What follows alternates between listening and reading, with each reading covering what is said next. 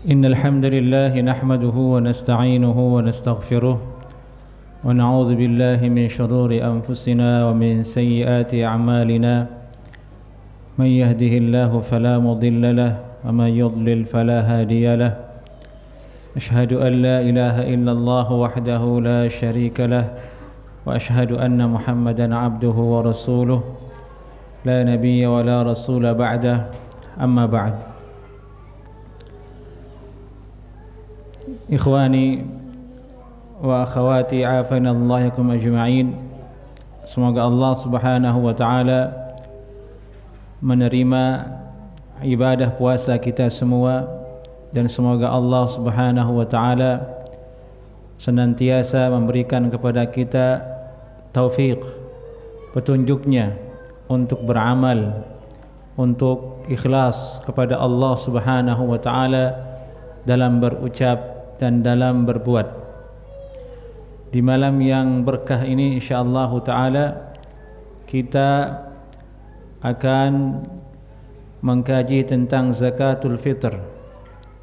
Maka artinya ini adalah kajian ilmiah, tafaqquh fid din, yang dia adalah sebaik-baik nawafil, yang dia adalah sebaik-baik amalan sunnah menurut kesepakatan para ulama, bahwa menuntut ilmu, mempelajari dan memahami sendi-sendi syariat Nabi Muhammad sallallahu alaihi wasallam itu lebih afdal daripada salat sunnah, lebih afdal daripada membaca Al-Quranul Karim.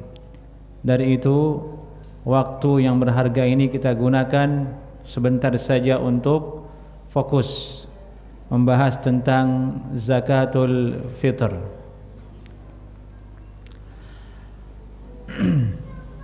Zakatul fitr dari segi bahasa maknanya adalah al-khilqah. Tusamma al-fitrah bermakna al-khilqah.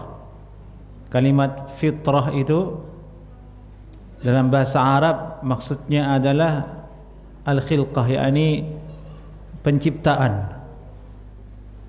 Ini sesuatu yang memang sudah ada pada diri kita, fitrah kita sebagai seorang manusia, itu arti fitrah.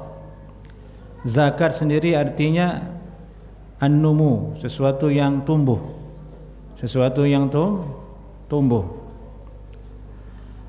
Kata ulama, dinamakan dia dengan zakatul fitr li'annaha tajibu 'inda fitrin nas min shaumi ramadhana, karena dia wajib dikeluarkan ketika orang-orang sudah boleh untuk berbuka puasa, sudah boleh untuk sarapan di pagi harinya. Dari itu dikatakan zakatul fitr, zakat yang dikeluarkan di hari orang sudah mulai boleh untuk makan sarapan kembali. Dari itu bahasa Arab sarapan itu futur, futur bil-ta. Jadi bukan maksudnya fitrah yaitu jiwa, bukan. Maksudnya adalah kembali sarapan. Dan dinamakan juga zakatul fitrah ini dengan zakatul badan, zakat untuk anggota badan kita, sebagaimana yang ada di hadis Nabi sallallahu alaihi wasallam, zakatul fitri tuhratun lis-shaimi. Zakat fitrah ini adalah pensuci untuk orang yang berpuasa dari segala perbuatan rafath yang dia lakukan ketika berpuasa, wa tu'matun lil fuqara'i wal masakin, dan untuk memberikan makan orang fakir dan miskin. Ini hadis riwayat Abu Dawud dan Ibnu Majah, menyebutkan bahwasanya fungsi dan hikmah dari zakatul fitr, yakni tuhratun lis-shaimin minar rafath, mensucikan, membersihkan perbuatan-perbuatan rafathnya orang yang berpuasa di siang hari. Rafath itu perbuatan-perbuatan yang menjurus kepada syahwat, kepada perempuan. Perempuan di sini maksudnya ya istri masuk ke dalamnya. Antum puasa tapi di siang hari kelonan sama istri antum, masuk ke situ. Tidak lengkap ibadah puasanya. Atau di tengah hari siang bulan Ramadan sengaja dia ingin menikmati foto perempuan atau lain sebagainya. Disebut dengan rafath. Semua itu mengurangi keutuhan ibadah puasa. Mengurangi keutuhannya di sisi Allah Subhanahu wa taala.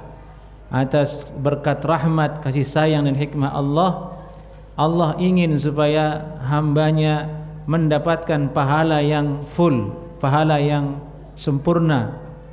Allah berikan ganti, yaitu zakatul fitr sebagai penambalnya. Wa tu'matun lil fuqara. Dan yang kedua, hikmah daripada zakatul fitr itu adalah memberi makan untuk orang yang fakir dan miskin, yang dimana di hari yang berbahagia tersebut dia tidak bisa mencukupi kebutuhannya sebagai seorang manusia selayaknya. Ini tujuan yang sangat mulia dari zakatul fitr. Dari itulah disebut dia dengan zakatul badan, zakat untuk badan.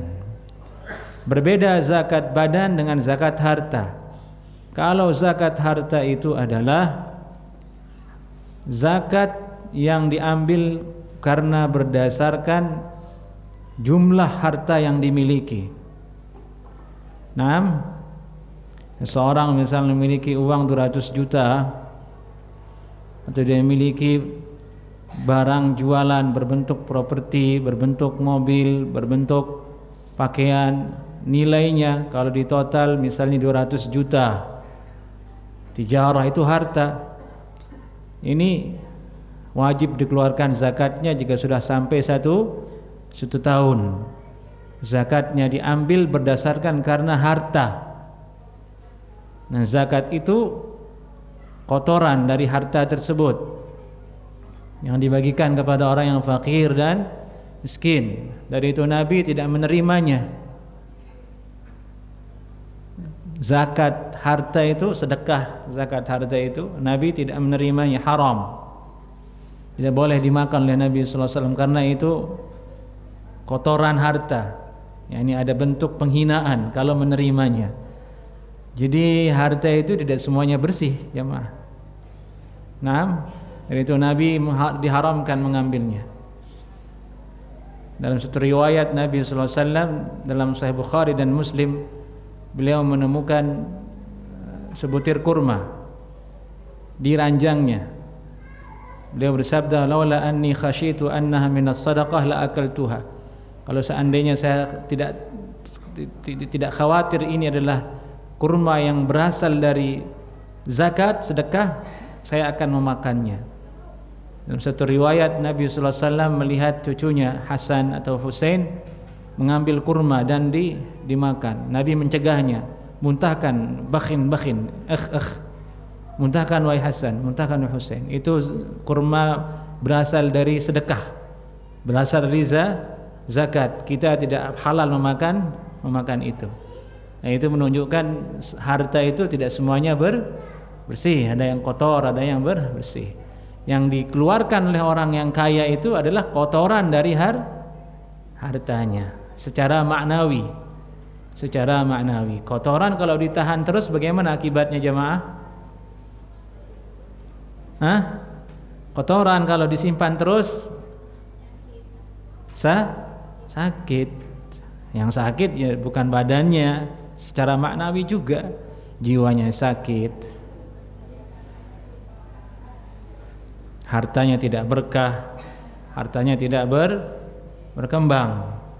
Karena harta ketika dikeluarkan dan diberikan kepada orang fakir dan miskin, maka daya beli orang miskin itu menjadi menguat. Maka terjadilah peredaran ekonomi yang seimbang. Ya kalau tidak ada yang beli bagaimana? Contoh, antum kerja di sebuah perusahaan motor atau mobil, itu yang beli siapa? Masa mau dibuat-buat aja nggak ada yang beli? Harus ada pembelinya. Siapa pembelinya? Ya karyawannya juga yang beli. Dia yang buat, dia yang beli. Orang miskin yang beli. Jadi itu tidak boleh pelit sama orang miskin. Berikan dia zakat. Kalau memang sudah waktunya untuk diberikan zakat, berikan zakat kepada orang miskin. Nanti dia pergi belanja ke tempat antum, maka rugilah orang-orang yang bakhil dalam masalah tersebut. Itu zakat harta, yang bahasannya lain dengan zakatul fitr. Itulah perbedaan urgensinya. Zakatul mal itu adalah pembersih untuk harta. Kalau zakatul fitr dia untuk badan kita, untuk ibadah yang kita lakukan. Dari itu nominalnya tidak banyak, hanya sedikit, tidaklah banyak, sehingga semua orang hampir mampu untuk mengeluarkannya, hampir mampu untuk membelinya dan memberikannya kepada orang lain. Baik. Ini secara bahasa jamaah tentang zakat. Kita ulangi lagi, zakat al-fitrah, kata fitrah itu kadang maksudnya adalah al-khilqah, penciptaan, kadang maksudnya adalah al-badan, dan ini yang paling sesuai. Zakatul fitr maksudnya zakat untuk badan, zakat yang dikeluarkan ketika hari raya Idul Fitr. Bagaimana hukumnya? Hukumnya wajibun bil ijma'. Hukumnya wajib berdasarkan ijma' ulama. Naam, hukumnya wajib berdasarkan ijma' ulama. Ketahuilah bahwasanya kita tidak menyebutkan langsung hadis dan ayat mengenai dalil, karena ijma' itu adalah kesimpulan dari dalil-dalil yang ada. Tidak mungkin ada ijma' kalau tidak ada dalilnya. Kadang ada dalil tapi tidak bisa membulatkan suatu hukum. Tapi kalau sudah ijma', tidak ada jalan untuk menyelisihinya, dan sudah pasti ada dalil dari hadis dan ayat di belakangnya. Dari itu ulama mengatakan, apa dalilnya wajib zakatul fitr? Ijma'. Cukup dengan kalimat ijma', kesepakatan ulama salaf, kesepakatan para ulama, para sahabat berdasarkan hadis Nabi sallallahu alaihi wasallam. Maksudnya ijma' tersebut punya dasar, yaitu dalil dari hadis maupun Al-Qur'an. Tidak mungkin ijma' terbentuk tanpa ada dalil dari Al-Qur'an dan hadis. Tidak mungkin dia muncul-muncul nongol begitu, tidak mungkin. Dari itu untuk menyimpulkan ijma' juga tidak mudah. Ada kaedahnya, ada prinsip, ada teorinya secara detail dalam ilmu usulul fiqh. Intinya hukum zakatul fitrah itu wajib berdasarkan ijma', dan ijma' ini didasari oleh sabda Nabi sallallahu alaihi wasallam, yakni dari hadis Abdullah bin Umar radhiyallahu taala anhuma qala farada Rasulullah sallallahu alaihi wasallam zakatul fitri sa'an min tamrin aw sa'an min sya'ir 'ala al-'abdi wal hurr wal dzakari wal untha was saghiri wal kabiri minal muslimin wa amara biha an tuadda qabla khurujin nas ila as-salati, muttafaqun alaih. Beliau berkata, Rasulullah sallallahu alaihi wasallam telah memfardukan, ini farada artinya mewajibkan, kataba sama dengan kataba artinya wajib. Rasulullah telah mewajibkan zakatul fitr. Jadi kalimat zakatul fitr ini bukan istilah dari fuqaha, tapi dia ucapan yang berasal dari hadis. Karena ada sebagian dalam fikih itu muncul, dilahirkan karena istilah dari ulama fikih. Tapi kalau ini adalah murni datang dari hadis, disebutkan secara langsung redaksinya zakatul fitr. Farada Rasulullah sallallahu alaihi wasallam zakatul fitri. Rasulullah sallallahu alaihi wasallam telah memfardukan zakatul fitr sa'an min tamrin. Satu sa' berasal dari tamr, satu sa' kurma, atau sa'an min sya'ir, atau satu sa' dari gandum. 'Alal 'abdi, wajib dikeluarkan atas seorang hamba, ini budak sahaya, wal hurri, ataupun orang yang merdeka. karena di zaman tersebut masih ada perbudakan, budak masih ada. Sampai budak pun dia wajib mengeluarkan zakat fitrah tersebut. Wajib dia keluarkan. Padahal budak itu tidak punya harta. Budak itu dirinya saja dimiliki oleh tuannya. Tapi diwajibkan mengeluarkan zakatul fitr, menunjukkan dia bukan zakat karena harta, tapi untuk badannya, untuk ibadah puasa yang dia lakukan dan kerjakan. Wal hur, dan orang yang merdeka, tidak dibedakan berarti antara budak maupun orang yang merdeka.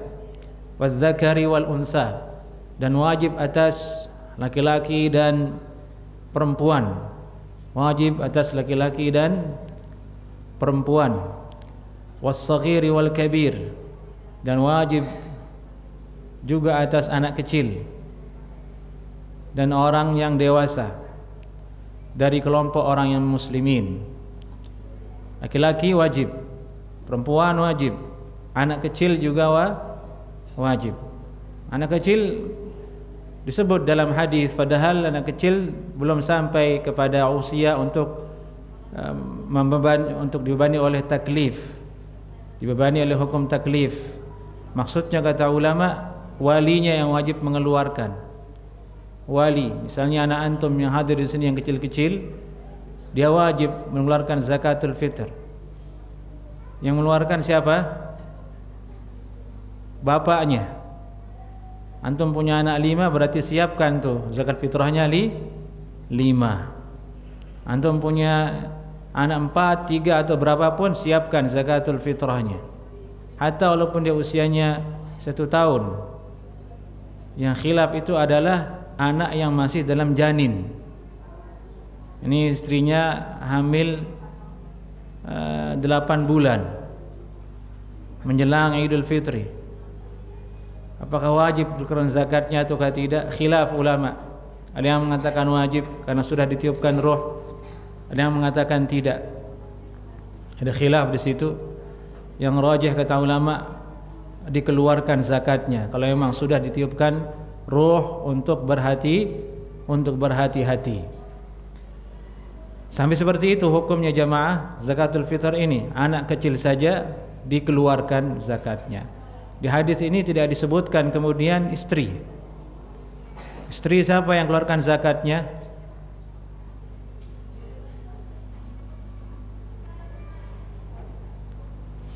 Kata ulama suaminya. Sebagian mengatakan dia sendiri yang mengeluarkan zakat fitrnya kalau dia punya. Ini mohon didengarkan ibu-ibu di atas. Mohon tidak berbicara dulu. Suara berisiknya sampai ke bawah nih ibu-ibu. Mohon uskut, diam dulu sebentar. Ini kebiasaan ibu-ibu nih. Di mana-mana kalau kajian pasti suaranya kedengeran sampai bapak-bapak. Pengalaman kami mengisi kajian. Jadi harus ditegur, kalau enggak sampai berakhir dia ngomong aja itu. Ini aja nanti ngomong lagi nih.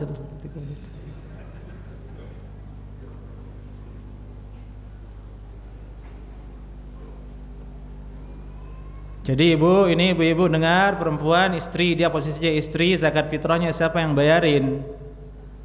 Ada kaula ulama yang bayarinnya dia sendiri kalau dia punya. Dia muslim. Tapi karena dia statusnya istri, dinafkahi oleh suaminya, maka dikembalikan kewajiban itu kepada suaminya. Di suaminya yang bayarkan. Kalau dia tidak punya harta untuk membayar zakatul fitrnya, maka hukumnya sama seperti anak tadi, anak kecil.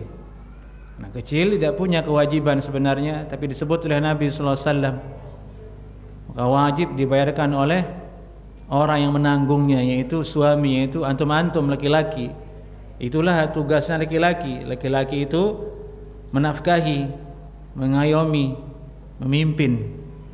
Naam, itu yang harus kita ingat sebagai seorang lelaki, dan kita diberi pahala oleh Allah Subhanahu wa taala memberikan semua itu kepada istri kita, kepada anak-anak kita. Dari itulah kemudian perempuan itu disuruh taat ke suaminya. suruh berbakti kepada suaminya, karena dia yang qawam, karena dia yang menanggungnya. Sampai zakatul fitri saja suaminya yang menanggungnya. Baik. Ini dalil hadis muttafaq alaih yang dia merupakan dalil dari tempat bersandarnya ijma' tadi atas wajibnya zakatul fitr. Ini perlu kita pertajam lagi antara ijma' dengan dalil tadi supaya lebih menambah keilmuan kita. Kenapa harus ditetapkan ijma' oleh ulama, disebut ijma' duluan dalam kitab-kitab fikih? Karena kadang kalau hanya dengan hadis perintahnya kadang tidak tegas atau maknanya bisa dialihkan ke makna yang bukan wajib berdasarkan dengan dalil yang lain yang bertabrakan dengannya. Jadi belum aman hanya dengan dalil. Maksudnya belum aman hanya dengan Rasulullah bersabda seperti ini, belum aman. Tapi kalau sudah sampai ijma', tidak ada lagi kemungkinan, tidak ada lagi celah untuk mendebat, mengatakan oh tidak wajib hukumnya. Tapi kalau sudah bilang ijma', berarti menunjukkan bahwasanya dalil yang ada di hadis tadi itu tidak ada lain maknanya adalah kecuali wajib hukumnya. Ini faedah yang sangat berharga yang perlu kita ingat. Bukan hanya masalah zakatul fitr, dari semua masail fiqhiyah seperti itu. Ulama mengatakan ad-dalil ijma', dalilnya ijma' ulama. Kalau antum sudah mendengar ijma', ya sudah ikuti. Ijma' yang betul-betul ijma' tapi ya, karena ijma' itu sendiri kadang diklaim oleh sebagian ahli ilmu sebagai ijma', namun ternyata setelah dicek, setelah ditelusuri lebih mendetil, tidak ada ijma' dalam perkara tersebut. Nah,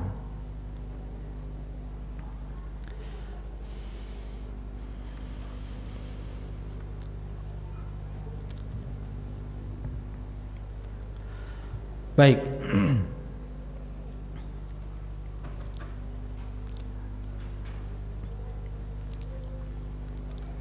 Kita pertajam lagi, siapakah yang wajib mengeluarkan zakatul fitr tersebut? Tadi di dalil disebutkan yang wajib adalah setiap muslim merdeka, yamliku quta yaumil id wa lailatihi, dalam keadaan dia memiliki quta yaumil id. Qut artinya makanan pokok pada malam hari raya Idul Fitri, yaumul id pada hari Idul Fitri dan malamnya. Ini syaratnya, wajib atas orang yang punya berarti. Kalau pada malam Idul Fitri, malam takbiran itu dia tidak punya sampai pada siang hari, sampai pagi hari sebelum khatib naik ke mimbar dia belum punya, maka tidak wajib. Yang wajib membayar zakatul fitr itu muslim dan dia merdeka dan memiliki qut makanan pokok. Dari mana datangnya ini perkataan ulama ini? Datangnya asalnya karena Nabi menyebut kurma di hadis, sa'an min tamrin, satu sa' dari kurma. Kurma itu makanan pokok di zaman Nabi sallallahu alaihi wasallam, dan makanan pokok itu berubah dari kurun ke kurun. Sekarang orang Arab makanan pokoknya apa? Orang Arab asli yang hidup di Madinah, yang Rasulullah makamnya di sana, yang ada anak sahabat di situ banyak sampai hari ini. Makanannya apa sekarang orang di sana? Antum kira kurma? Bukan. Kebuli makanannya. Pagi-pagi sarapan dengan kurma, makan siang ya kebuli, nasi. Berubah tidak? Berubah. Malam juga sama, nyarinya ya daging kambing lagi sama nasi. Kurma berubah posisinya, bukan lagi qut. Qut itu dalam bahasa Arab artinya makanan yang mengenyangkan sehingga tidak butuh lagi dengan makanan lain dan awet ada di rumah. Dibahas sampai seperti itu oleh syariat kita, qut namanya. Tadi itu disebutkan oleh riwayat Muslim bahwasanya baitun laisa fihi tamrun jia'un ahlahu. Rumah yang tidak ada kurma di dalamnya berarti akan membiarkan penghuninya kelaparan. Itu di zaman Nabi menunjukkan posisi kurma. Kurma itu adalah apa? Qut, makanan pokok yang mengenyangkan. Yang jika dia ada, kita tenang, kita aman. Sekarang alhamdulillah kita dalam keadaan tenang dan aman. Saya rasa semua jamaah punya beras di rumahnya hari ini. Tidak ada yang tidak punya. Yang dia pusingkan bukan beras sekarang, THR. THR sama pulsa atau yang lain-lainnya. Itu kan yang antum pusingkan kan. Kalau beras mah ada. Makanya kan orang ngomong beras mah ada katanya. Ya sudah cukup berarti sebenarnya. Zaman Nabi itu yang ada itu ya penunjang utamanya. Penunjang utamanya. Dari itulah kemudian disebut oleh Nabi yang wajib itu ya kurma, makanan pokok. Kenapa Nabi menyebut itu makanan pokok itu? Mudah didapat. Prinsip syariat itu mudah. Rasulullah itu syariatnya mudah, agama itu mudah. Ad-dinu yusrun, yuridullahu bikumul yusra. Agama mudah. Allah menghendaki kemudahan jika kamu menjalankan agama. Dari itu Nabi menyebut kurma, itulah yang termudah. Semua orang punya di Madinah ketika itu. Dari itulah kemudian dibahasakan oleh ulama dengan makna-makna yang tadi itu. Wajib mengeluarkan zakat bagi orang yang memiliki qut, makanan pokok. Kita di Indonesia itu beras. Beras yang paling mudah. Coba bayangkan kalau orang Indonesia wajib kurma. Berat juga. Kurma kan di hari ini makanan impor. Betul atau tidak?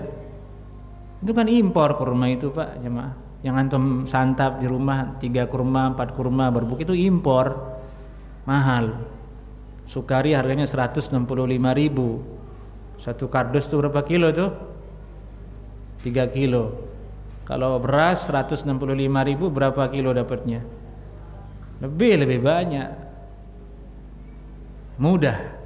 Itulah mengatakan, oh berarti maksud Nabi SAW itu menghendaki bukan kurmanya yang dikehendaki, tapi yang semakna dengan kurma. Nah, pertanyaannya yang menemukan penafsiran seperti ini itu siapa jemaah? Ulama. Imam Syafi'i, Imam Abu Hanifah, para sahabat. Ketika mendengar hadis itu, oh maksudnya Nabi begini maksudnya. Bukan letterlek secara harfiah. Itu yang disebut dengan zahiri. Yang kalau kita berpegang dengan zahiri kebanyakan membahayakan cara kita beragama. Jadi susah, jadi sulit.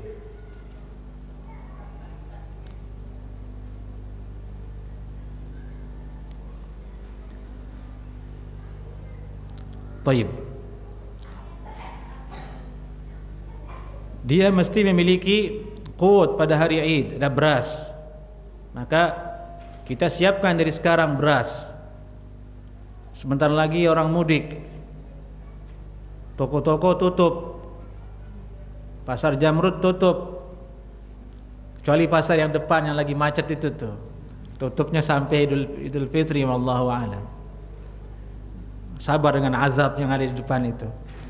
Tadi kita lewat, lama juga tuh lewat.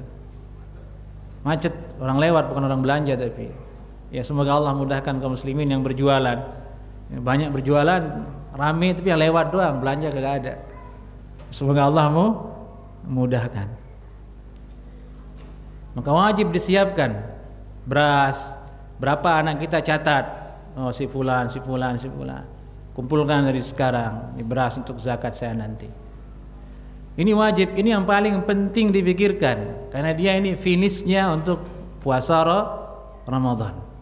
Nah, yang sendi-sendinya dulu itu puasa zakatul fitr. Ini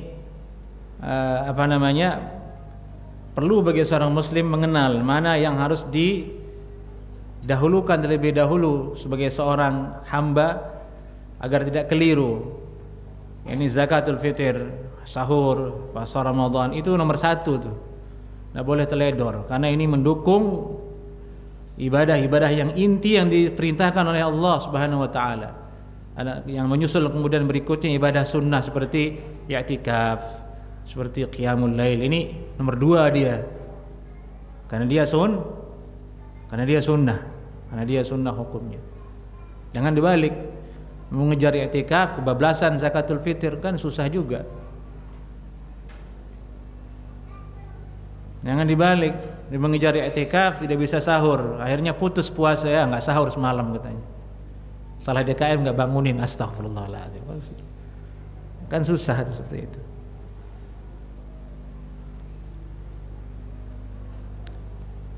Baik. Sawa'un akana dzakaran am untha. Apakah dia laki-laki maupun perempuan, saghiran kecil ataukah dia tua, apakah dia merdeka ataukah seorang hamba.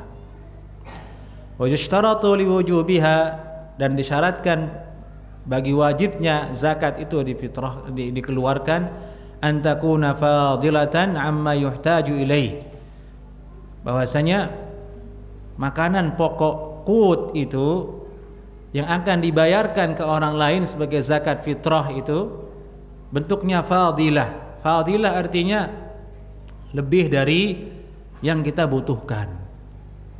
Nah, kebutuhan kita sekeluarga di rumah itu sudah mencukupi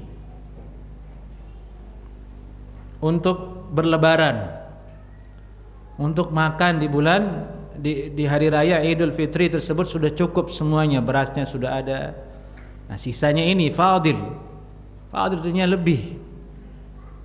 Lebihnya itu yang dijadikan zakat fitrah. Fadilatan amma yuhtaj, lebih dari yang dia butuhkan. Mu'natuhu wa mu'natu man talzamahu nafaqatuhu, bekal biaya hidup dia dan biaya hidup untuk orang yang wajib dia berikan nafkah. Ini laki-laki wajib dia berikan nafkah kepada siapa saja itu? Istrinya, anaknya, bapaknya kalau masih hidup dalam keadaan tidak mampu, ibunya dalam keadaan tidak mampu. Ini semua yang disebut-sebut ini harus beres urusannya dulu. Sudah diberikan semuanya. Di hari Idul Fitri itu ada lebihnya, itu yang dikeluarkan sebagai zakatul fitri. Kalau sudah ada itu, maka jatuh kepada wajib dia membayar zakatul fitri. Disebutkan kemudian min dainin walau muajjalan, yakni hartanya atau qutnya itu, makanan pokoknya itu lebih, ada lebihnya dari hutang, walaupun hutang itu bentuknya dibayarnya nanti, bukan jatuh tempo. Ini jatuh temponya nanti, tapi harta yang dia punya tidak cukup untuk membayar zakatul fitrah. Kalau dihitung-hitung, uang yang tersisa ini ada hak orang yang mesti kita bayarkan kepada dia, ada hutang di situ. Yang begini kata ulama, belum wajib dia bayar zakatul fitrah. Kalau di harta yang tersisa itu ternyata masih ada tunggakan hutang di dalamnya. Nanti ini kemudahan. Orang yang berhutang ada dispensasi, ada hal yang lebih wajib untuk dia perhatikan, yaitu hutangnya itu sendiri. Dari itu semoga Allah segera melunasi hutang-hutang kita ya jemaah. Ini malam-malam Ramadan, hari-hari Ramadan, tempat kita berdoa kepada Allah untuk supaya hutang kita dilunasi oleh Allah Subhanahu wa taala. Bagaimana hukumnya berhutang? Bagaimana hukumnya berhutang? Haram. Mana jawabannya jemaah? Bagaimana hukumnya berhutang? Apa hukumnya berhutang, akhi?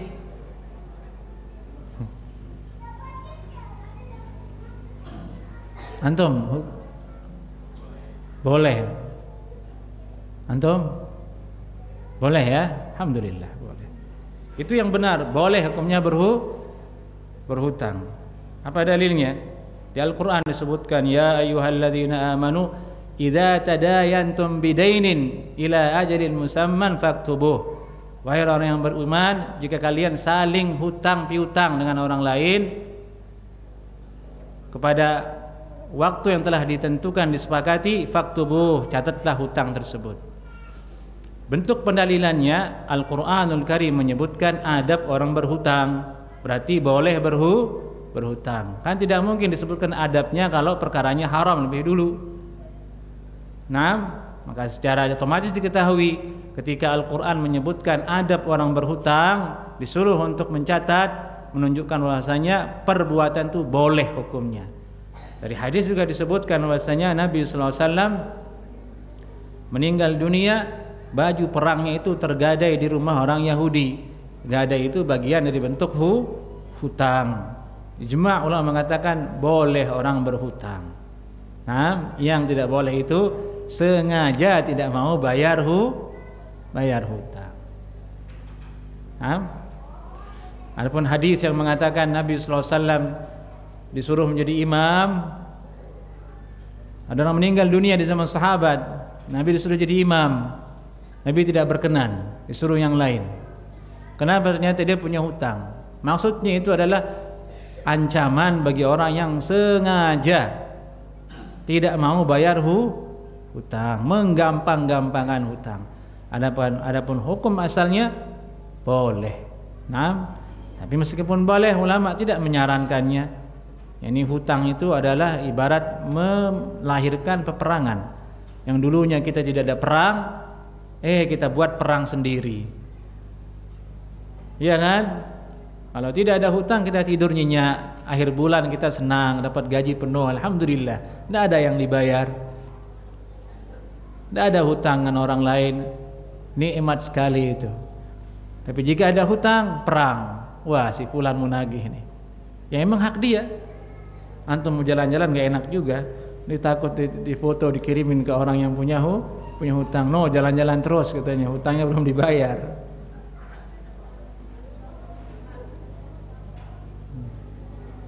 Ya jangankan kita, negara saja berhutang. Ya jangankan rakyatnya, negara saja berhutang, apalagi rakyat. Baik. Orang yang berhutang kalau sudah dia berniat bayar, Allah bayarkan hutangnya. Kalau dia sungguh-sungguh. Kalau dia meninggal dalam keadaan sungguh-sungguh ingin bayar hutang tapi belum lunas hutangnya, Allah nanti yang gantikan di akhirat.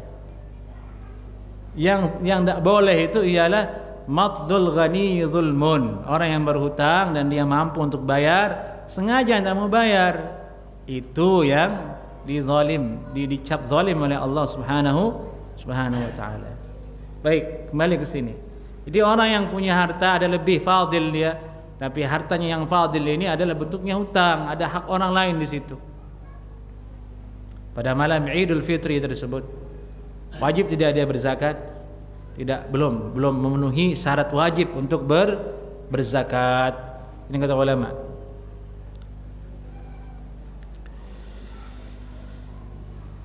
Dari itu ulama menegaskan, fa idza lam takun fadilatan yaumal 'id wa lailatahu amma yahtajuhu min ahadi hadhihi al-umur fala zakata alaihi.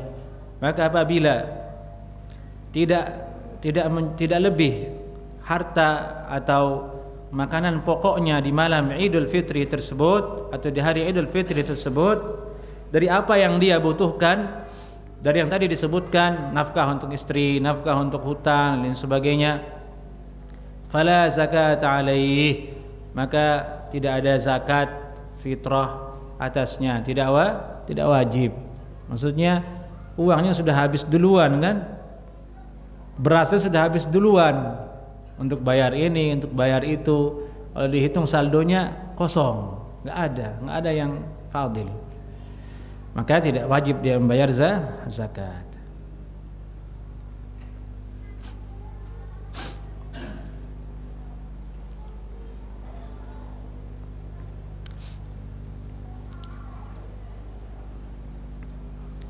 Kemudian yang wajib berapa yang dibayarkan? Al-wajibu fiha sa'un an kulli syakhsin. Yang wajib adalah satu sa' dari masing-masing satu orang. Satu sa' arba'atu amdadin, 4 kali mud. Mud Nabi sallallahu alaihi wasallam. Mud itu takaran tangan begini. Takaran tangan. Kalau dikonversi di hari ini, ma yusawi halian 2,75 kilo takriban. Ini kurang lebih 2,65 kilogram. Ini 2 kilo 65 kilogram. 2,5 kilo lebih sedikit. Takriban, ini mendekati. Jadi semua angka yang muncul di kitab-kitab perkataan para ulama tentang takaran pasti zakat fitrah itu tidak ada yang sampai ke level pasti. Semuanya takriban, kira-kira mendekati. Dan ini juga hikmah dulu Nabi SAW dengan satu sa'. Untuk memudahkan saja maksudnya. Tidak banyak, hanya satu begini cukup. Sekarang dikonversi oleh ulama menjadi 2 kilo 75 atau 2 kilo setengah. Ada yang mengatakan 3 liter. Semua yang ada itu mendekati satu dengan yang lainnya. Sekali lagi tidak ada angka yang pasti. Semuanya takriban. Semuanya takriban. Di situ ada yang menjual takaran satu sa' yang diklaim dijual karena dapat dari sanad. Dan kami juga pernah melihat itu dulu di Mekah, sok Mekah yang diambil dengan sanad itu, pernah melihatnya. Gentong itu klasik zaman dulu, diwariskan dari murid ke murid. Ini ukuran satu sok. Itu sanadnya tidak sahih kata ulama. Tidak sahih, sanad sok itu tidak sahih. Banyak rawi yang dhaif di dalamnya. Dari itu yang digunakan oleh ulama yang ada di kitab. Justru yang di kitab itu yang benar. Perkataan ulama fiqih yang mengatakan sekian. Itu lebih mendekati kata ulama. Sekarang alhamdulillah satu sa' untuk zakat fitrah ini mudah. Sudah banyak yang menjualnya dalam bentuk sudah dikonversi, sudah ditimbang untuk memudahkan kaum muslimin menyiapkan uangnya untuk membayar zakatul fitr. Sekarang 1 kilo berapa jemaah beras? Istri antum yang tahu ya, antum tidak tahu itu. Berapa bapak-bapak 1 kilo?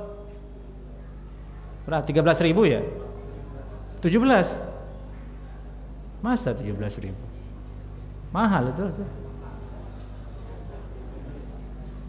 Tergantung jenis. Ya 17 kalau 2 kilo berarti berapa itu? 34 ya. Antum punya anak 5 kali aja itu. Kali ya adalah insyaallah. Alhamdulillah.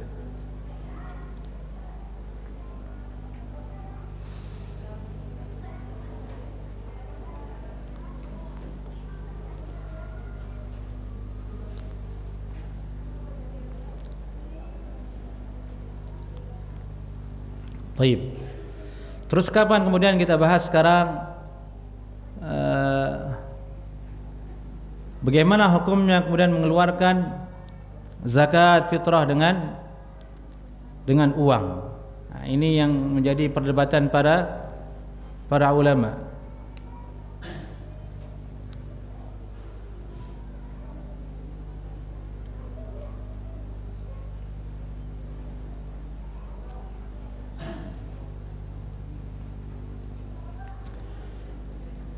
Jumhur ulama, bahkan ada yang menghikayatkan ada kesepakatan, ini ittifaq, kesepakatan banyak ulama, tidak boleh dengan qimah. Tidak boleh dengan qimah. Qimah itu harga dari beras. Ini pendapat yang pertama. Yang kedua membolehkan. Ini perkataan Abu Hanifah dan ulama-ulama lainnya, di antaranya Umar bin Abdul Aziz dari kalangan tabi'in radhiyallahu ta'ala anhum ajma'in. Jadi ada salaf yang pernah mempraktekkannya dengan qimah. Dan ulama kontemporer di hari ini banyak yang memfatwakan boleh dengan qimah. dengan harga. Banyak ulama-ulama berkumpul mendiskusikan, melihat perkembangan zaman. Akhirnya mereka berkesimpulan bahwasanya perkara itu luas. Anda mengeluarkan dengan beras, bagus. Anda mau berzakat dengan uang, juga bagus. Yang mengeluarkan zakat dengan uang lebih memperhatikan kepada kebutuhan orang miskin. Orang miskin. Nabi SAW dalam satu riwayat bersabda, "Ughnuhum fi hadhil ayyam." Yang dijadikan orang-orang miskin itu kaya di hari ini, tidak minta-minta. Jadi ambil dari situ, maksudnya dia mesti punya harta. Harta yang paling berharga itu adalah uang. Kalau diberikan makanan, kadang dia minta-minta lagi. Kalau diberikan uang, dia merasa cukup. Apalagi kalau bentuknya beras. Beras itu bisa dimakan langsung, Pak. Beras itu butuh gas, ya kan? Butuh air. Prosesnya lama baru bisa dimakan beras. Berbeda dengan kurma. Kurma itu ya seperti antum tahu, ada langsung lep makan. Beras itu tidak bisa. Antum beri orang miskin, gas saya belum ada, Pak. Udah ada gasnya buat dia. Kalau nggak pakai gas, pakai apa? Rice cooker kan? Rice cooker pakai listrik kalau di sini kan. Sudah tidak ada lagi zamannya orang masak pakai tungku, sekarang itu tidak ada itu. Semuanya pakai listrik. Listrik tidak murah jemaah. Baru dia nyolok sedikit bunyi tokennya. Ngisi token lumayan, Pak. 50.000. 50.000 itu tidak sampai satu zakat itu.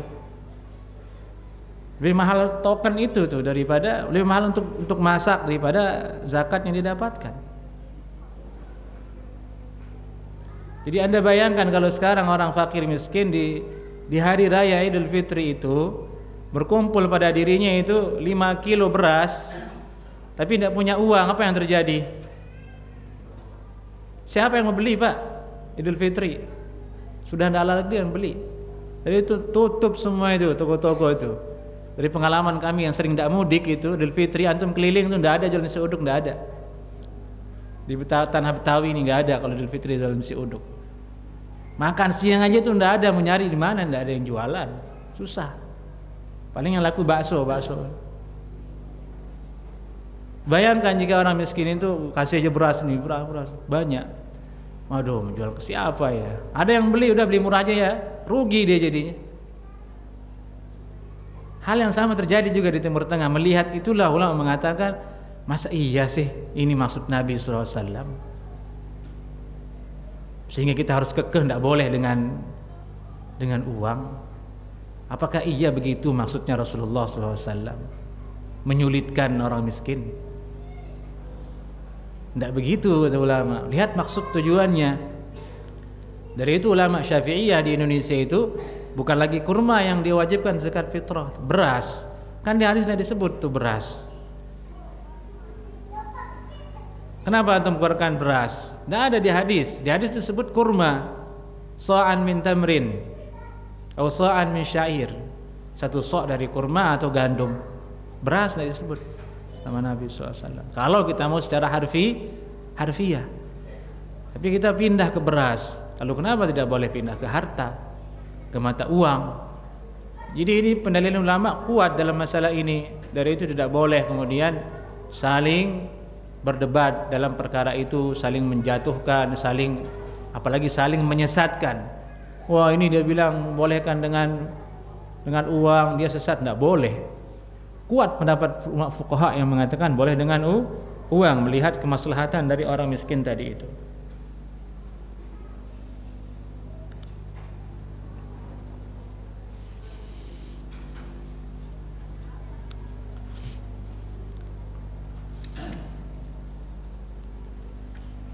Taib.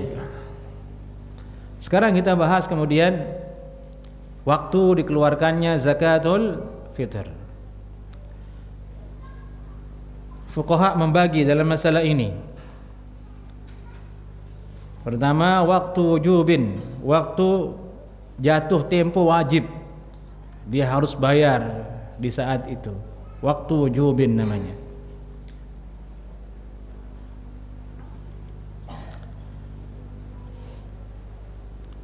Pembagian waktu seperti ini sudah lumrah dalam fikih. Sama seperti salat.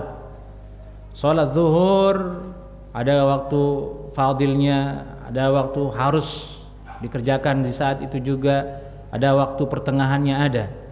Ini kan zuhur nih sebagai gambaran, sebagai perbandingan. Zuhur itu kan mulai jam 12 misalnya, berakhir sampai waktu masuk asar. Itu semua waktu zuhur. Dibagi oleh ulama waktu itu kemudian. Ini waktu yang fadil di awal waktu, ini waktu pertengahan, ini waktu ikhtiar namanya, ini waktu yang wajib dia harus kerjakan. Ini ketika akan selesai waktunya. Dia belum sholat, wajib di situ dia melakukannya. Zakat juga begitu. Dibagi oleh ulama waktu wujubin. Waktu dia jatuh tempo harus wajib dia bayar. Yani bi idraki juz'in min Ramadhana wa juz'in min Syawal. Yani dengan mendapatkan setengah waktu Ramadan, bagian dari Ramadan dan bagian dari waktu bulan Syawal. Yani dengan mulai tenggelamnya matahari terakhir bulan Ramadan. Ini susah kalau dipraktekkan secara nyata karena berakhirnya Ramadan itu dengan sidang itsbat. Jadi kita ragu-ragu. Ini waktu wujub atau tidak karena masih bergantung dengan sidang isbat. Kita udah siap-siap biar zakat fitrah untuk waktu wujub. Kata Pak Menteri besok puasa lagi, ya enggak jadi. Jadi ribet. Tapi kalau seandainya kira-kira diketahui besok Idul Fitri misalnya jatuh tanggal 30, kita puasa lagi genap 30, malam berakhirnya itu matahari akan terbit, di situ sudah wajib mengeluarkan zakatul fitri bertemu dengan maghrib. Di situ waktu dikeluarkannya. Kalau orang mengeluarkannya di sana, itulah waktu yang dikatakan waktu wujubin. Sudah mulai wajib jatuh tempo untuk membayar zakatul fitr kata ulama. Kemudian waktu fadilah, waktu yang diutamakan. Yaumul Id, pada hari raya Idul Fitri, setelah terbitnya matahari dan sebelum salat Id. Wal afdal ba'da salatil fajr, yang paling afdalnya adalah selesai salat subuh. Nah ini yang tidak bisa diamalkan. Nah, tapi disebut oleh ulama, waktu yang paling bagus untuk membayar zakatul fitrah itu setelah matahari terbit. Ini setelah salat subuh. Mau nyari kemana kita? Masjid sudah tutup itu kan, tidak menerima lagi zakat fitrah gitu. Nyari orang miskinnya juga mau kemana nyarinya kalau tidak tahu? Maka yang paling mudah kita amalkanlah malam Idul Fitri. Di situ kita berusaha berjuang untuk menyalurkan zakat fitrah kita kepada orang yang berhak. Tapi kalau ada orang yang mendermakan tenaganya untuk menerima pembayaran zakat fitrah, nah itu dia berarti bagus, dia mau bertanggung jawab, mewakili antum mengerjakan hal yang berat itu. Karena menjadi penerima zakat fitrah, mewakili antum untuk membayar ke orang miskin itu tidak mudah. Mau nyari kemana orang miskinnya? Harus tuntas selesai sebelum Idul Fitri berakhir itu. Mau nyari kemana? Dari itu sebagian ahli fikih membuat kemudian cara supaya selamat. Seandainya kalau belum bisa sempat disalurkan zakat fitrahnya masih selamat, yaitu dia posisikan dirinya sebagai wakil orang miskin. Nah, jadi DKM yang mengumumkan dirinya menerima penerimaan zakat fitrah, dia posisikan dirinya sebagai apa? Wakil orang miskin, bukan wakil orang yang membayar zakat. Bisa dipahami? Kalau wakil pembayar zakat, dia tidak boleh telat untuk menyalurkan sampai waktu yang telah ditentukan. Ya, ini sebelum khatib salat atau naik ke mimbar. Harus beres tuh semua. Enggak ada beras di sini lagi, udah enggak ada, udah disalurkan ke orang yang miskin. Berat mau nyari kemana? Kecuali kita punya data yang akurat, tuh ini yang menerima langsung selesai. Kalau dia sengaja tidak salurkan sebelum waktu yang wajibnya itu, dia berdosa karena teledor. Kalau yang bayar mah enak saja, dia hanya naruh saja sepulang. Wah, beras nih bayar, udah selesai pulang, dia yang tanggung jawab. Maka dari itu dibuat kemudian pola DKM-nya itu adalah wakil dari orang miskin. Saya mewakili orang miskin yang namanya fulan. Kalau misalnya dia telat menyalurkannya, tidak ada masalah. Karena hakikatnya orang yang membayar ke dia seolah langsung membayar ke orang miskin, karena dia adalah wakil dari orang miskin. Berbeda kalau dia posisikan diri sebagai wakil dari orang yang membayar zakat, berarti zakatnya belum tertunaikan, belum tersampaikan kepada yang berhak. Maka waspada bagi orang yang mendermakan tenaganya untuk membuka layanan membagikan zakat fitr. Tidaklah ringan. Tugas yang mulia tapi tidak ringan.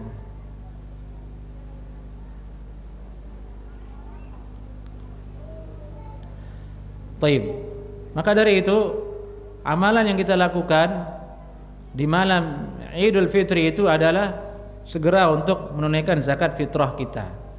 Kalau kita tidak serahkan ke masjid, cari berkeliling, cari orang miskin, dan kita dapat pahala di situ. Mana dia orang yang berhak, berikan berasnya kepada dia dengan diam-diam, ini zakat fitrah. Kalau ada uang kasih dia. Bukan sibuk main petasan. Itu anak diajak cari orang miskin, ajak anak antum, tuh ada orang miskin kayaknya, biar zakat ke sana. Belajar sekali untuk bersusah payah. Jangan hanya mau enak saja, serahin ke masjid aja udah selesai. Dia nggak tahu nasib zakatnya kayak gimana. Dan sering kita temukan beras numpuk gitu di masjid, belum dibagi. Kalau dia tidak tahu fikih yang tadi bisa berbahaya. Berarti antum belum bayar zakat fitrah.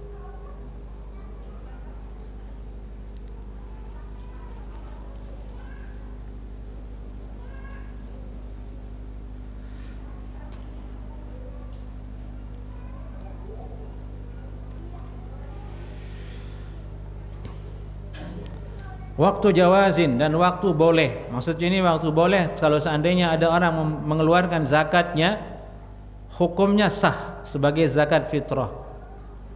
Yaitu dimulai dari awal Ramadan. Ini mazhab Syafi'i. Mazhab Syafi'i. Mereka berargumentasi dengan riwayat dari Abdullah bin Umar, bahwasanya dari Nafi'.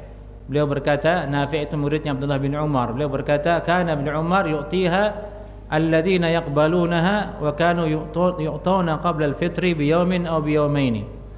Maksudnya Abdullah bin Umar menyerahkan zakat fitrah itu kepada orang-orang yang menerimanya dan mereka memberikannya sebelum qabla al-fitri, sebelum Idul Fitri biyawmin, sehari atau 2 hari sebelumnya. Sehari atau 2 hari sebelumnya. Kalau sehari 2 hari sebelumnya boleh, berarti 3 hari, 4 hari, 10 hari, 20 hari tidak ada bedanya. Sama-sama sebelum Idul Fitri. Itu dalilnya ulama Syafi'iyah mengatakan hal itu.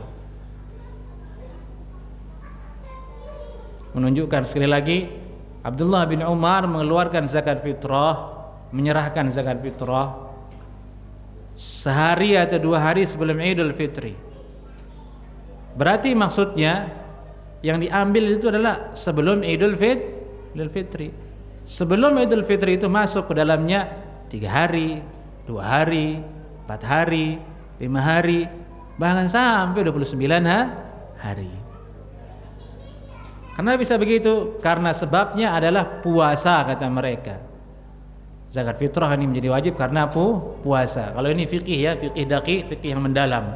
Tapi itu menurut mazhab Asy-Syafi'iyah, tapi ini jarang diamalkan oleh masyarakat pun jarang diamalkan. Kebanyakan yang diamalkan yang tadi kita sebutkan, dan itu yang paling bagus. Kita bayarkan di waktu yang telah diuraikan tadi, di malam Idul Fitri atau setelah salat subuh. Dan waktu karahah, ini yang keempat, waktu dimakruhkannya berzakat di situ. Ta'khiruha an salatil Id ila ghurubisy syams illa li maslahatin kantidhari qaribin aw faqirin salih, atau mengakhirkannya, mengundurkan waktu pembayarannya sampai salat Id dilaksanakan dia belum bayar, sampai matahari tenggelam di hari itu belum bayar. Ini makruh. Sebagian mengatakan haram, tidak dihitung sebagai zakatul fitr kalau sengaja dia keluarkan setelah salat Idul Fitri atau sampai tenggelam matahari di hari Idul Fitri tersebut. Ini berdasarkan dengan riwayat dari Abdullah bin Abbas radhiyallahu taala anhuma, faman addaha qabla as-salati fahiya zakatun maqbulah. Siapa yang mengeluarkannya sebelum salat Idul Fitri, maka dia adalah zakat yang diterima. Waman addaha ba'da as-salati, siapa yang mengeluarkannya setelah salat, fahiya sadaqatun minas sadaqat, maka dia terhitung sebagai sedekah biasa, bukan lagi zakatul fitri.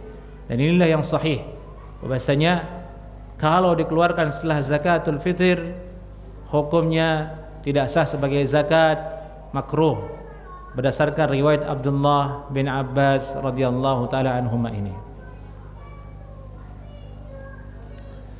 Baik.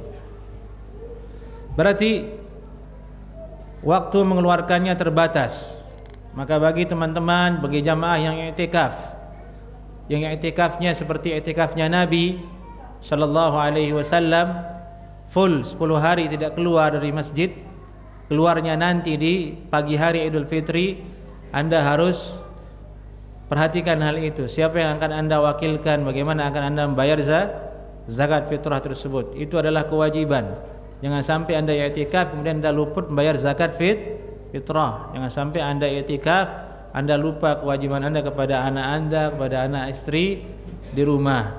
Mau i'tikaf tapi anaknya kecil, bagaimana?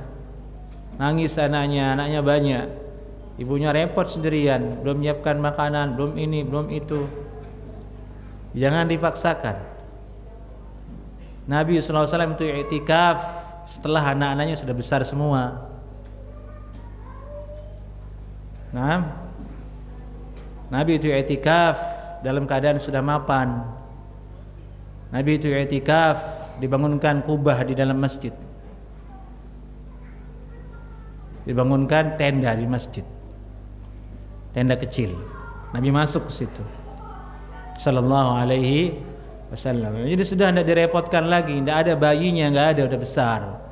I'tikaf itu kan yang dilaksanakan setelah Nabi di Madinah, usianya sudah masuk ke usia 50-an. Dari itu sahabat banyak yang tidak i'tikaf. Itu dalam riwayat disebutkan man arada an ya'takif. Nabi bersabda seperti itu. Siapa yang mau i'tikaf, yang mau. Kata-kata seperti itu maksudnya apa jemaah? Kalau bahasa kita, siapa yang mau? Coba perhatikan. Kalau kita berkata ke orang lain, siapa yang mau, itu maksudnya apa? Nyuruh atau bagaimana? Pilihan, ya kan? Dan itu sabda Nabi, man arada an ya'takif, siapa yang mau i'tikaf. Itu keringanan. Kalau seandainya Nabi nyuruh, berat. Sama seperti salat maghrib, salat qabliyah maghrib. Sallu qablal maghrib, sallu qablal maghrib. Salatlah sebelum maghrib, salatlah sebelum maghrib 2 rakaat, liman syaa, bagi yang mau. Diambil kesimpulan oleh ulama di situ, kalimat bagi yang mau, liman syaa dan sejenisnya ini maksudnya perintah tapi tidak tegas, anjuran tapi tidak tegas. Dari itu disebutkan Imam Malik, banyak sahabat itu i'tikaf karena sibuk dengan urusan keluarganya, sibuk dengan urusan ma'isyahnya, sibuk dengan urusan dengan orang lain yang harus dia selesaikan. Mengetahui hal ini menjadikan kita semakin bijak dalam memilih suatu ibadah. Nggak sampai terlupakan hal-hal yang wajib, seperti membayar zakat fitrah dan mendidik anak kita untuk berpuasa. Anak kita kan puasa sahur atau tidak? Sahur. Kalau antum i'tikaf, siapa yang membangunkan dia sahur?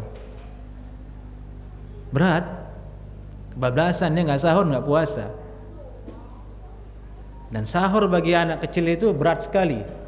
Dia harus bangun jam 3, ikuti bapaknya. Jadi kita bangunkan dia itu berjihad fisabilillah. Susah bangunkan anak. Itulah beratnya mendidik. Beratnya mendidik menjadi orang tua supaya anak itu terbiasa berpuasa. Ingat, puasa itu nomor satu. Nomor satu itu puasa. Bahkan hari yang terakhir ini kan banyak orang ini ujung Ramadan, ayo ibadah malam, lupa dia puasa. Justru yang terakhir itu yang paling kita perhatikan tuh, perbaiki puasamu. Kualitas puasamu perbaiki. Perbaiki kualitas sholatmu. Ini mau berakhir Ramadan. Jangan puasa asal-asalan. Jangan puasa sambil maksiat. Jangan di akhir Ramadan puasanya ya asal nak makan, nak minum saja. Itu nomor satu yang harus diperhatikan. Yani innamal a'mal bil khawatim. Sesungguhnya amal itu dengan akhirnya. Yang paling pertama yang menjadi sasaran kita adalah puasa kita, bukan yang lainnya. Jangan dibalik. Setiap disebutkan sesungguhnya penentu amalan itu yang terakhir, yang diingat adalah salat tarawih. Amalan sunnah. Puasanya dia lupa, dia masih maksiat. Salat fardunya bolong, dia enggak salat berjamaah, dia enggak salat sunnah qabliyah ba'diyah, atau dia masih mengerjakan yang haram. Dia belum putus dari maksiat. Bagaimana mau diterima oleh Allah Subhanahu wa taala? Bagaimana dia mau berkhalwat dengan Allah Subhanahu wa taala dengan i'tikaf sementara dosa dia dengan makhluk belum selesai? Bagaimana diterima sama Allah Subhanahu wa taala? Bagaimana dia mau diterima sama Allah? Dia i'tikaf, berkhalawat, ingin menyendiri kepada Allah, tapi dosa dia kepada Allah yang dosa-dosa besar dia belum taubat darinya. Dia masih jalankan riba. Dia belum ada niat untuk berhenti. Dia masih menjalankan judi misalnya. Tapi dia i'tikaf. Itu apa namanya itu? Kan enggak sinkron. Dia ingin menghadap kepada Allah tapi dia belum berhenti dari itu. Jalan terus tuh, judinya jalan, ribanya jalan, mendustakan orangnya jalan juga, nyihir orangnya jalan juga. Itu mah dosa i'tikaf. Selesaikan dulu yang itu, baru dia i'tikaf. Itulah beratnya meraih ketakwaan. Itulah beratnya menjadi hamba yang meraih maghfirah di bulan Ramadan itu, meninggalkan semua maksiat.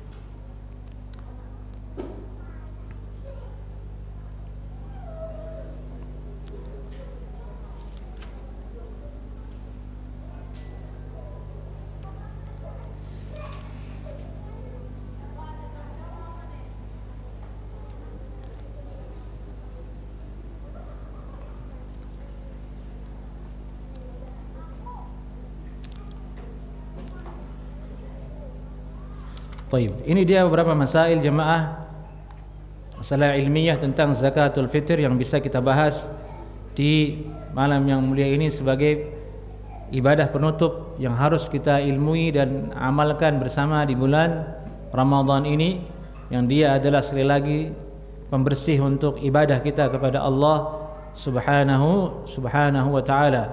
Dan hendaklah zakatul fitr yang akan kita bayarkan itu berasal dari harta yang halal. Jadi dari uang yang halal, berasal dari keringat kita, keringat yang halal. Innallaha ta'ala thayyibun la yaqbalu illa thayyiba. Allah itu maha baik, tidak menerima kecuali yang baik-baik. Tidak boleh kita keluarkan zakat fitr dengan uang yang haram.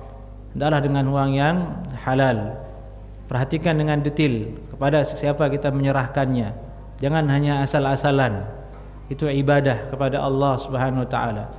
Jangan berikan kepada orang-orang yang asal mengatakan saya menerima zakat fitr tanpa kita ketahui orangnya kredibel atau tidak, dia paham agama atau tidak, asal naruh saja hanya untuk melepas tanggung jawab. Khawatir itu masuk ke dalam hal tidak amanah, tidak sungguh-sungguh dalam mengerjakan suatu ibadah kepada Allah Subhanahu wa taala. Baik, barangkali ini yang bisa kami sampaikan di malam ini. Jika ada yang ditanyakan dipersilahkan jemaah. Naam, silakan.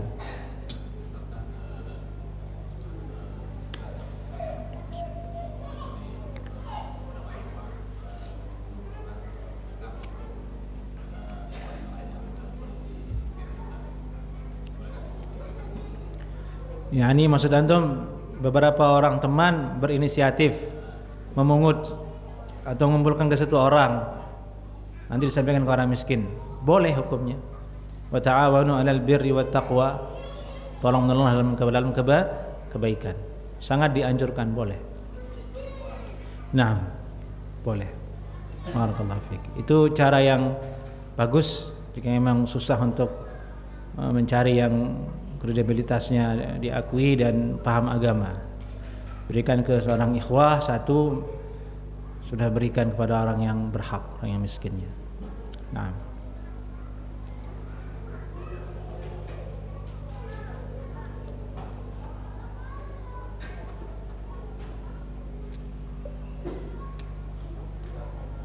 nah.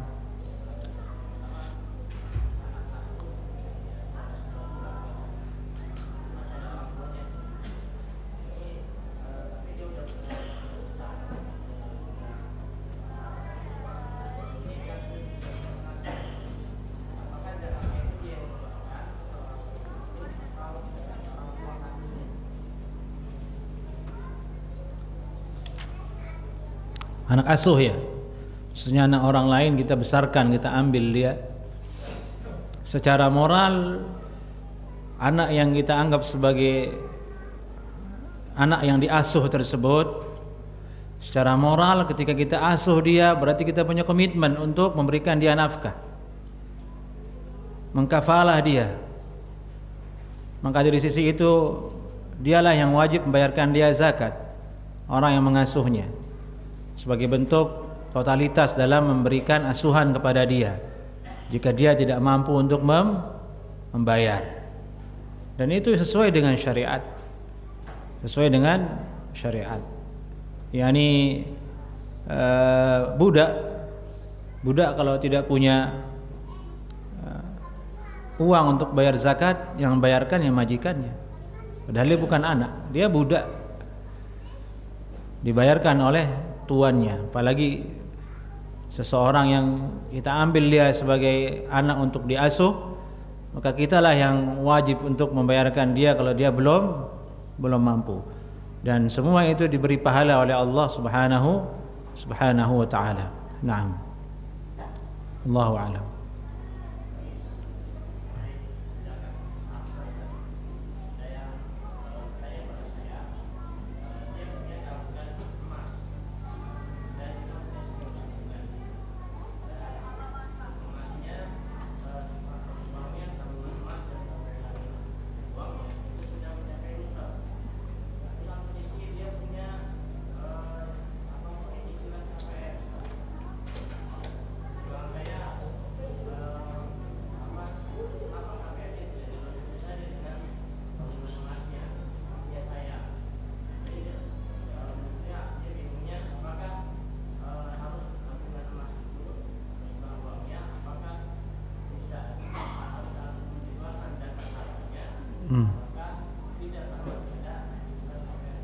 Nah, barakallahu fiik.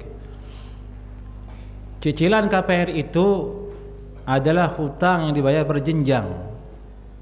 Yani bulan ini kita bayar, ya sudah selesai hutang kita. Dan masih kita masih punya banyak harta. Jadi hutangnya berjenjang, bukan hutang yang jatuh tempo sekaligus. Nah, keadaan yang seperti ini tidak menghalangi dia untuk wajib berzakat. Kalau dia berzakat dengan uang dan emas yang ada, nanti dia punya uang lagi untuk bayar cicilan. Tinggal persentasekan saja. Bulan depan dia punya hutang harus jatuh tempo 3 juta misalnya, pasti dia punya 3 juta. Berarti dia tetap bayar zakat. Dengan uang yang dia punya 3 juta pasti terbayar. Jangan dilihat kalkulasi semuanya. Ini bentuk hutangnya adalah temporer dia, dari bulan ke bulan, dari bulan ke bulan. Nah, kecuali dia tidak punya uang sama sekali. Uang yang ada itu hanya untuk tabungan KPR itu saja. Bulan depan, bulan ketiga, bulan keempat hanya dari sini yang saya ambilkan. Itu tidak wajib dia berzakat.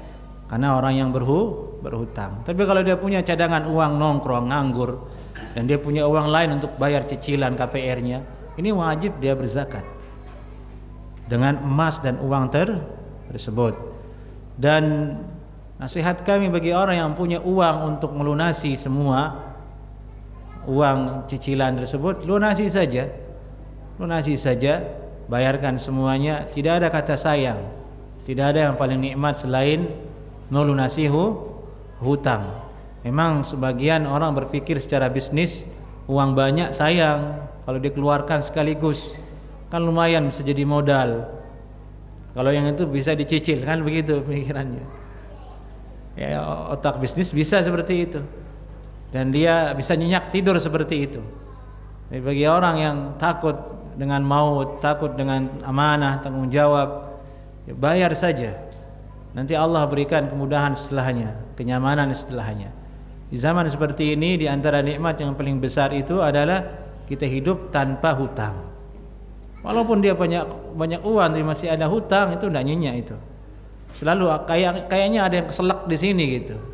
Kayak ada tulang yang nyangkut di sini, kita makan ikan tapi tulang ikut masuk ke sini. Ibaratnya seperti itu hutang itu, walaupun dia punya uang. Punya uang. Dari itu diajarkan oleh Nabi doa, wa a'udzubika min ghalabatid dain. Dan aku berlindung kepadamu ya Allah dari dikalahkan oleh hutang.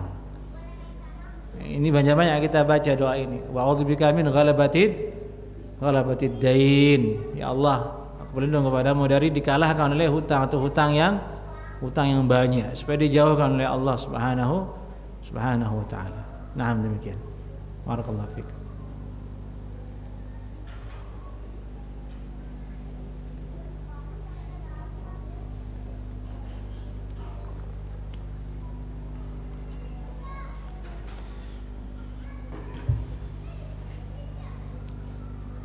Taib.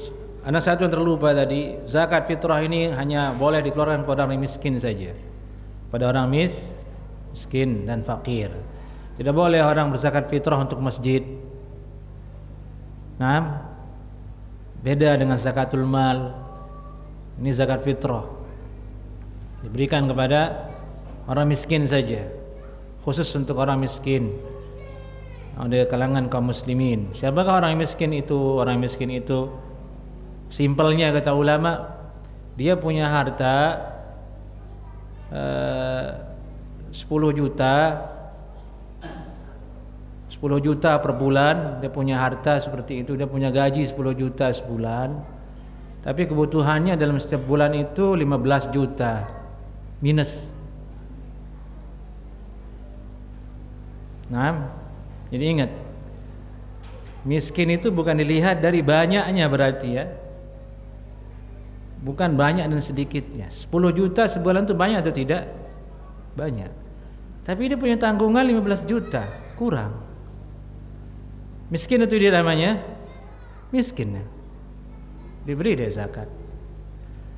Ada orang punya uang 5 juta. Dia kebutuhannya 5 juta sebulan. Tapi dia cukup. Dia hanya butuh 3 juta. Sisa berapa?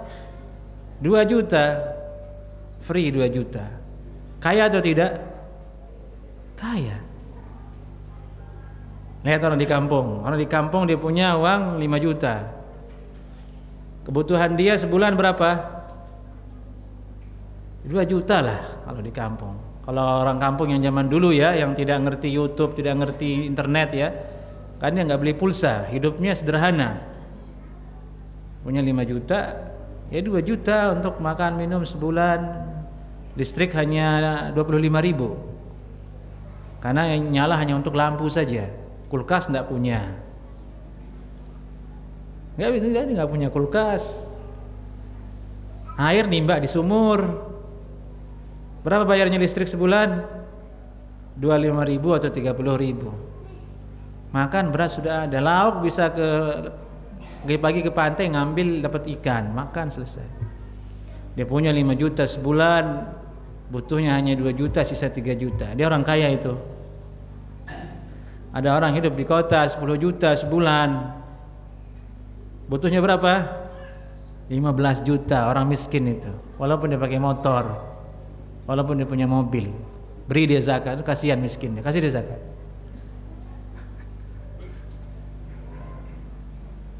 Subhanallah. Jadi jangan tertipu daya jamaah dengan penampilan orang ya. Syariat sudah menggariskan ternyata dengan detail sekali. Orang miskin itu adalah orang yang butuh kebutuhannya tidak mencukupi. Dia punya tapi tidak mencukupi. Dia punya uang 10 juta, butuhnya 15 juta. Anaknya banyak, ini dan itu, habis semuanya, minus 5 juta. Dan tentu itu dipengaruhi oleh apa?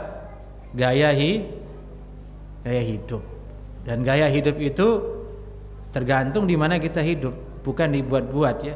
Ini kita tidak membicarakan yang dibuat-buat. Kalau yang dibuat-buat itu lain tuh. Sudah jelas tuh pembahasannya, kesia-siaan. Tapi lingkungan kita hidup mengharuskan seperti itu. Bensin, token ini habis tuh semua. Nah, maksudnya di sini adalah jeli-jeli melihat orang miskin. Banyak orang miskin, bahkan di sekitar kita banyak, tetangga kita mungkin dia miskin, tapi kita tidak tahu, dia nggak mengeluh saja. Jadi dia miskin, dia kurang. Jangan kira orang miskin itu yang hanya hidup di gelap-gelap kelihatannya, tabungannya banyak barangkali kita nggak tahu.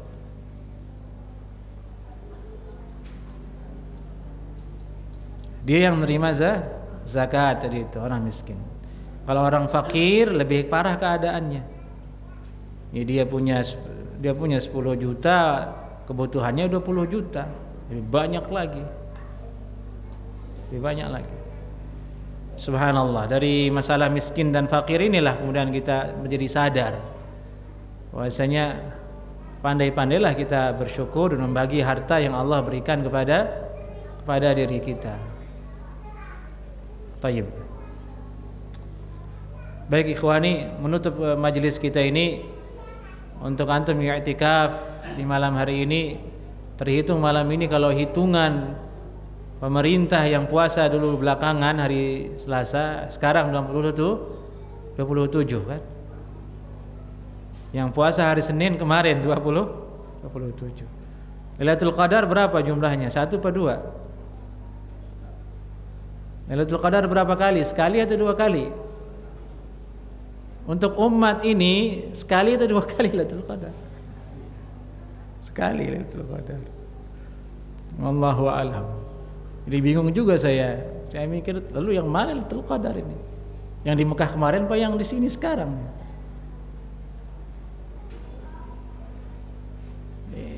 Itulah dampak negatif dari perbedaan hari puasa itu.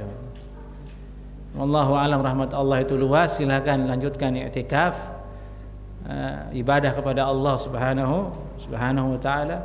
Kita tidak pernah tahu mana dia waktu yang Allah ijabah doa kita di bulan suci ini. Intinya tetap berharap, berdoa kepada Allah subhanahu wa ta'ala semampu kita.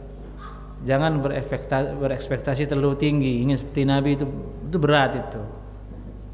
Nabi i'tikafnya berat, full 10 hari, malam tidak tidur Nabi sallallahu alaihi wasallam.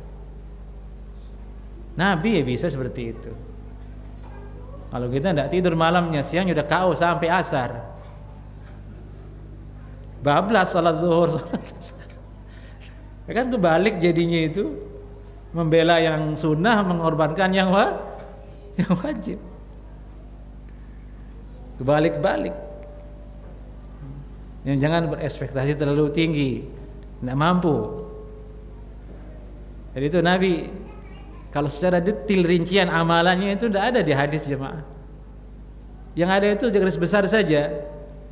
Siapa yang berdiri sholat, kalau kamu bertemu baca doa, Allahumma innaka afuwun tuhibbul afwa. Ringan sekali.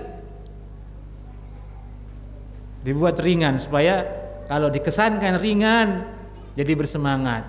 Tapi kalau yang dikesankan berat, yang diceritakan yang berat-berat, kabur duluan. Ini naruh ekspektasi tinggi juga, tidak mampu juga untuk meraihnya. Jadi yang semampunya saja. I'tikaf isi dengan ibadah kepada Allah Subhanahu wa taala, jangan mengganggu yang lain. I'tikaf itu maksudnya adalah khalwah, yang menyendiri dengan Allah Subhanahu wa taala. Bukan majelis ngopi, bukan. Menyendiri, khusyuk berdoa kepada Allah Subhanahu wa taala.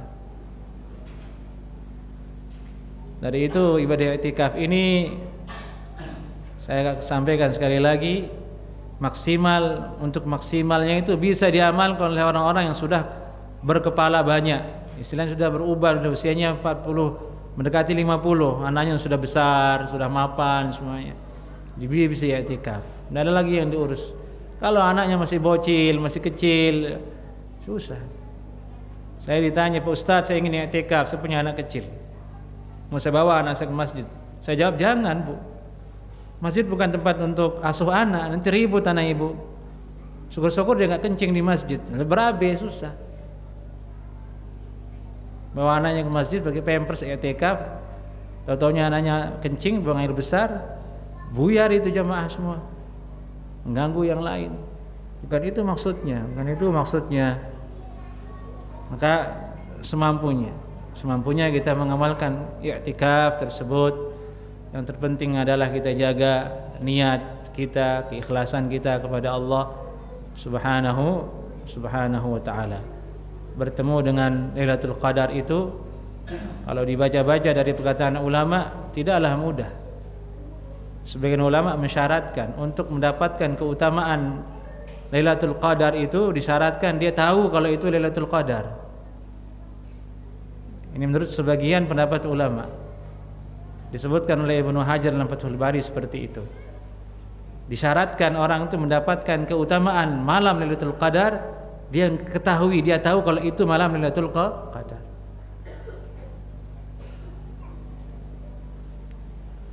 Kalau tidak ya berarti semua orang dapat. Kan setiap malam antum sholat semuanya dapat berarti. Tapi kata ulama bukan itu maksudnya. Katanya disyaratkan dia harus tahu kalau itu adalah malam Lailatul Qadar. Siapa yang mendapat bocoran tuh? Susah. Itu banyak cerita orang soleh terdahulu yang diberikan oleh Allah kelebihan, dibocorkan ini malam Lailatul Qadar. Dia melihat cahaya, dia melihat air laut berubah yang tadinya asin menjadi tidak asin. Dia melihat pohon sujud. Hal-hal yang di luar kebiasaan terjadi dia lihat. Oh, itu tanda Lailatul Qadar. Dia tahu dan dia ibadah di situ. Itu orang yang diberikan taufik, yuwafiq. Dia tahu kalau itu Lailatul Qadar. Itu pembedanya orang soleh dengan yang tidak soleh. Dan itu tidak harus ketika i'tikaf kata ulama. Sejadi orang itu di rumah dia, Allah bukakan dia pintu, Allah bocorkan ke dia ini Lailatul Qadar. Dia ibadah, dia dapat keutamaan itu. Yang di masjid enggak dibocorkan sama Allah, malam biasa saja rasanya. Ini perkataan sebagian ulama. Ada yang mengatakan tidak disyaratkan harus tahu Lailatul Qadar sehingga mendapatkan keutamaan. Ini menurut kebanyakan ulama mutaakhirin, lebih mempermudah. Akhirnya semua orang dapat atas pendapat ini. Mau yang i'tikaf, yang tidak i'tikaf dapat semuanya. Yang penting dia sholat aja di rumahnya. Baik. Ya mudah-mudahan Allah Subhanahu wa taala menjadikan kita termasuk ke dalam orang-orang yang saleh, orang-orang yang takut kepadanya dan diberikan keutamaan tersebut. Aqulu qawli hadza. Assalamualaikum warahmatullahi wabarakatuh.